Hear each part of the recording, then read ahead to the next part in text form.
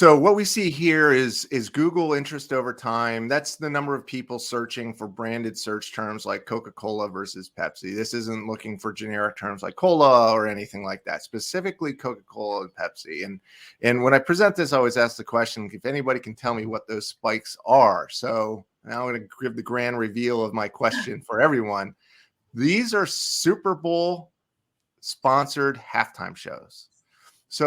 So Coke is the clear leader in you could argue the cola category, but really the market as a belief system overall. So what happens is when Coca-Cola sponsors a halftime show, they receive the spike, as we can see in the two middle ones where they actually promoted. And then where we look at Pepsi interest over time, you can see where Pepsi's spike increases of the four different areas, the beginning and the end. They sponsored the halftime show. And you can see that Coca-Cola received the benefit from that spike as well. But when Coca-Cola presented, see, it doesn't work the other way around. No. When the leader promotes, the followers don't get the benefit from it. No. Now, they may get some benefits, so it's not absolute, but it's not the percentage of the other way around.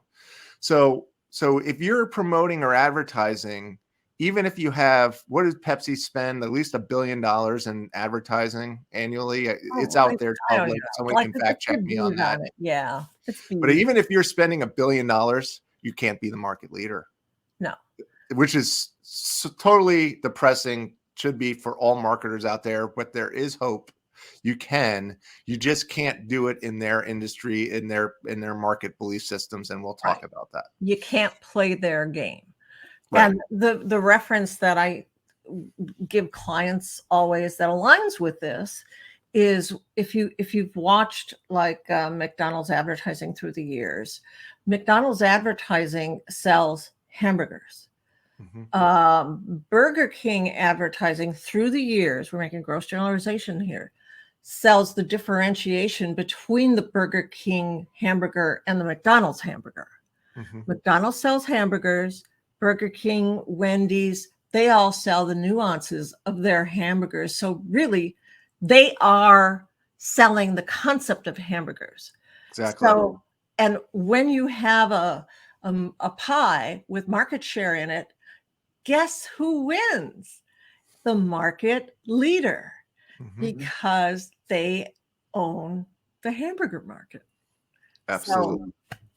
So it's so sad for a challenger brand. It's like, I'm sorry, but you can't buy yourself to leadership, and you're just helping out the leader in your spend. So that's point one, right? A really good point, and scares a lot of people, but there is hope. You can change this, and there's plenty of examples where challenger brands have toppled the market leader, but it is not the way you think it is, and it's not through just promotion alone, because advertising promotion is an exceptional tool, right? If nobody knows of you, then how can they make you the leader? Of course, but it's only to put gasoline on the fire. And what a lot of companies do is they try to put gasoline on the fire, and they have no logs or sustainable fuel underneath of it, right? And what I mean by that, and we'll get into that later, is the belief systems and the purpose that's behind them, so that when they stop the advertising or the gasoline, pouring it on the fire, their flame basically goes out. Yeah, right? You're spending money to stay even.